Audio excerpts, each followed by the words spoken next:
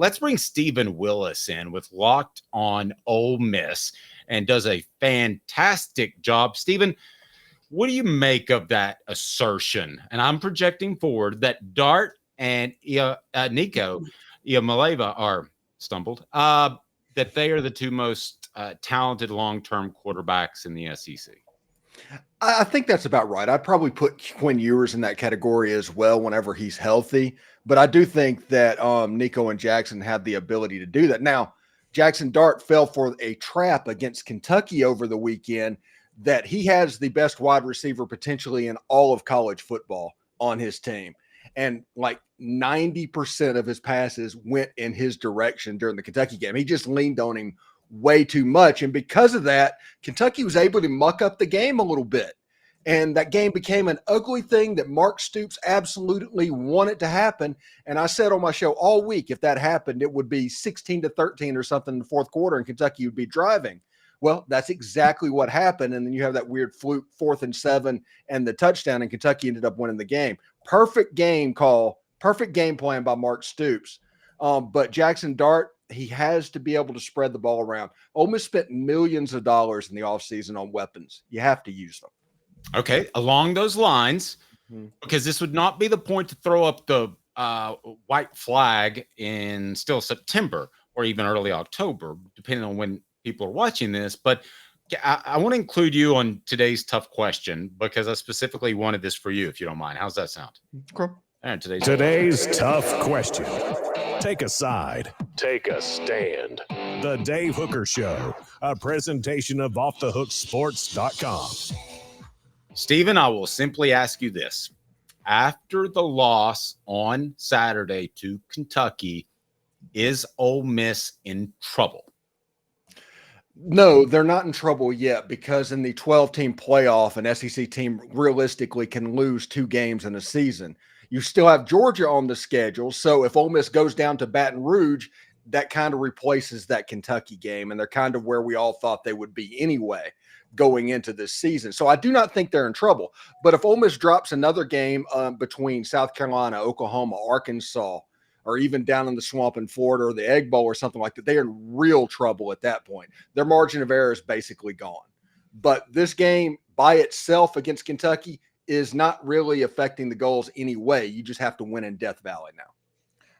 Steven, how much faith do you put in Lane Kiffin to be able to mentally regroup this team? We know Lane Kiffin as the X's and O's genius as he is, and I believe he is, but how much faith do you put in him as the guy that can really get the guys to refocus after a loss like this? Oh, I have all the faith in the world because we saw it in 2023. Ole Miss went into that Alabama game that everybody remembered. Everybody thought that Ole Miss was going to win that game. Ole Miss didn't play particularly well, ended up losing to a Jalen Milroe game when he was in his second or third start. He was not the Jalen Milroe that Georgia saw running around the other night. He was a completely different guy. And Ole Miss was able to rebound the very next week and absolutely put a clinic on LSU, and that turned their whole season around. So I do think Lane Kiffin can do it because he has done it. If Ole Miss has the exact season that they had in 2023, Ole Miss is going to be in the playoff. Let me ask you this. From the outside looking in, I think a lot of people think that Lane Kiffin is looking for his next job, an elite job. And I'm not trying to rip on Ole Miss in any shape, form, or fashion, but there are jobs that are better funded out there. You know that. And I'm curious from what it's like there, because from the outside looking in, everybody believes that whether it was LSU before they hired Brian Kelly or maybe Florida after Billy Napier, that Lane would bounce for what he perceives as a better job. What's the consensus there in Oxford? I think it's a wait and see type thing. Now, I do realize you're in Knoxville and everything, and also prayers and thoughts, everybody in East Tennessee, for what's going on right now. That's really tragic, and I'm so sorry about that. But Lane Kiffin in East Tennessee and Tennessee fans, they have a different view of what Lane is than what he has actually become. Every year, it's the same story at Ole Miss. He has a decent season. Some suitor comes in, whether it's Oregon or Miami or Florida the first time, or it's going to happen. He's going to end up in Auburn or Alabama. These rumors are constantly around and surrounding the program. But Lane Kiffin is still in Oxford at the moment. He is now one of the top 10 highest paid coaches in all of college football. He has a collective that, just like the Tennessee collective and the one in Georgia, is one of the most highly thought of in the entire country. The Ole Miss program right now is not where it was even 10 years ago. It's not the same thing. So I don't think they're necessarily worried about it, but with Lane Kiffin and everything, you never go 100% or 0% on anything. Good point. So, Steven, what about with Lane Kiffin, his ability in big games? Now we're talking about Kentucky, which we wouldn't have considered a big game, but how much concern is there about him, against the Alabamas or the LSUs? Is that still a concern that he can't win those games in Oxford, or are you guys over that? Yeah, the can't win the big game thing is kind of a moving the goalpost thing at this point, where it's kind of become either Alabama and Georgia is the only two teams that can count as a really big game. Because last year Ole Miss beat LSU, last year Ole Miss beat Penn State in the Access Bowl and the Peach Bowl, and won those games, but the rumor was still persist. It's like Ole Miss cannot beat Alabama or Georgia. And I honestly believe that Lane Kiffin had a Nick Saban problem with Alabama, and Alabama was just completely in his head. And Georgia is Georgia. They're the most talented team in all of college football. And I heard your poll question earlier. Georgia almost erased a 30-point deficit to Alabama on the road. Georgia should absolutely be in that conversation for being one of the best teams in the country still, even after losing that game. So if that's the big game, if that's the definition of what a big game that Lane Kiffin has to get over, the question then actually becomes, is Lane Kiffin a national championship caliber coach? Because that's what it is. If you beat Alabama and Georgia, you're a national championship caliber coach. It isn't just whether or not you can win the big game, it's whether or not you can win the biggest games. And that's probably the question and where he is right now. Okay, do you believe Lane Kiffin is a national championship winning coach? I'll be honest with you. I covered him for a year. Mm-hmm. We kind of have somewhat of a relationship, but I would tell him this. I don't know. I mean, I honestly don't know. Yeah, I listen. Lane has shown the propensity in these games occasionally to do things that are out of character. If anybody remembers the Ole Miss Alabama game, I think it was in 2001, the Matt Corral game where he did the get your popcorn ready. You can see that personality handled it a little bit differently. And as long as he's not doing really what Nick Saban did, where every game was exactly the same, completely robotic, as long as he has these ups and downs, your team is going to have those ups and downs, which means there's going to be a situation to where you lose those games against Georgia and Alabama and slip up in other parts of the season. It's about the process, they say, but sometimes it looks like it's a little bit about the roller coaster as well. Steven, I always wanted to ask you about, recruiting at Ole Miss, because I actually read a historical story one time about how if there weren't two Power 5 programs in the SEC, then the Mississippi State school would be the most dominant program in college football. If you look at recruiting, Mississippi State's struggling severely right now. If you guys can, if Ole Miss could ever just sink them into irrelevancy, how much of a powerhouse could Ole Miss be just recruiting the state of Mississippi?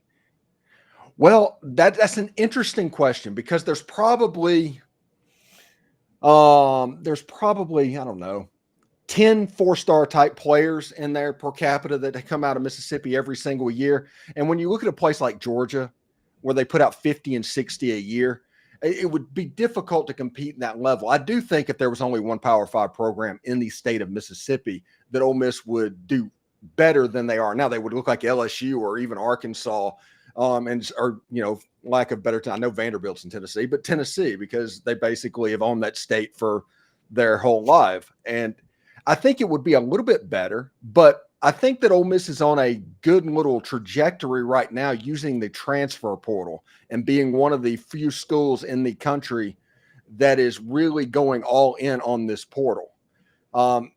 If they can do that and mix that with those top 10 players in the state of Mississippi, if they can do that, that's a completely different animal. We'll have to see if they're able to do it. I think this is a proof of concept year for the way that Lane recruits. And with him going all in on the portal, if Ole Miss makes it to the playoff and does that, that's going to signal to Oklahoma State and all of these second tier type schools that are out there that may not be the Texas or the Georgia and all of them, that, hey, it's okay to go through the portal and hit this heavily. And we might see a little bit of a paradigm shift in high school recruiting. Let me ask you about what you just said, and that is they've assembled talent through the transfer portal. And that to me means there's a bunch of dudes playing key positions that didn't know each other a year ago. So I always wonder about chemistry. How concerned should Ole Miss fans be that chemistry could go south with a bunch of divas? I'm just using that term. I'm not calling them divas, as opposed to these guys have grown together and they realize what you said, that everything's still out there to play for. Yeah, it's a little bit because there are a couple of, I quote, mercenaries on Ole Miss's team, the one and done type players. But the team was built on transfers. Like Jackson Dart is a transfer, but he's a third-year starter. So you get the benefits of a high school recruiting player by getting transfer portal players with a lot of eligibility. And Lane Kiffin has done a really good job of getting players that have extra eligibility. Now, if Ole Miss loses another game, let's say Ole Miss goes to Williams-Brice Stadium and loses a football game. We all know that that is not outside the realm of possibility. And Ole Miss is 0-2 to start this season when they did the whole last dance thing with the Jackson Dart, that all the transfers coming in. And the playoffs are, for all intents and purposes, outside the realm of possibility. I think that at that point, you need to watch and see. Ole Miss might end up a 5-7 type team. You might see this thing Florida State real quickly. But if Ole Miss can kind of get right against South Carolina, just win the game, 1 point or 50 points, it doesn't matter. Just win that. Go down to Tiger Stadium and win that game. I think it'll rebound, and you'll see the players like Jared Ivey, who's a 3-year transfer from Georgia Tech. Jackson Dart's a 3-year transfer from USC. You have Ulysses Bentley, who's not playing for some weird reason right now. A lot of players on the offensive line. There's a lot of transfers that have come into Ole Miss and put a lot of time in. So the leadership and the culture is of transfers that have roots there. It's weird. It's not the typical transfer thing that you see. It is transfers that have roots there. So I think that if they can pull it off, they could recover pretty well. You're not going to see what Florida State's doing right now. But if Ole Miss were to lose another game really quickly, it could be problematic because there is a mercenary element to this team. Wow. Steven, great stuff, buddy. How do we follow your work? Check it out on Locked On Ole Miss on YouTube. We're also available wherever you get your podcasts. You can follow me on Twitter at the Steven Willis. It was awesome to hang out with you and everything. And thoughts and prayers to everybody in East Tennessee, and I hope you're safe. Thank you. Be well, sir. I appreciate that. Are you too, Dave? Thank you. And we echo that as well. Terrible storms in East Tennessee's wiped out.